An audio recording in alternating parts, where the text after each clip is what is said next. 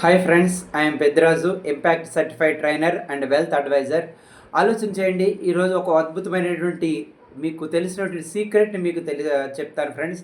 చూడండి, రైతు మనం చూస్తే గనక తన చేలోకి నీటిని రోజు బకెట్లతో మోసుకెళ్ళి పోస్తాడా, లేదంటే గనక ఒక పెద్ద కెనాల్ అంటే ఒక బోధి అంటాం మనం, ఒక చిన్న కెనాల్ ద్వారా, పెద్ద కెనాల్ నుంచి చిన్న కెనాల్ ద్వారా వేస్తాడా?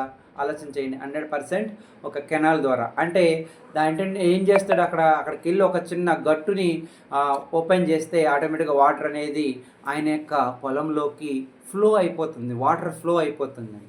మరి ఆలోచన చేయండి, ఒక చదువు లేనటువంటి రైతు, ఒక అద్భుతమైన నాలెడ్జ్ లేనటువంటి వ్యక్తే అక్కడ ఒక పైప్ లైన్ ద్వారా వాటర్ని తన పొలంలోకి తెస్తున్నాడు. అంతేగాని బకెట్తోనో వేటితోనో తీసుకురావట్లేదంటే కనుక, అది మనం కనుక రియల్ లైఫ్లో కనుక ఇంప్లిమెంటేషన్ చేస్తే, మనం రోజు క్యారేజ్ పట్టుకెళ్ళి జాబ్ చేసి వచ్చి బకెట్ అంటే మనం బకెట్ ఇన్కమ్ అనేది ఎర్న్ చేస్తున్నాం ఫ్రెండ్స్.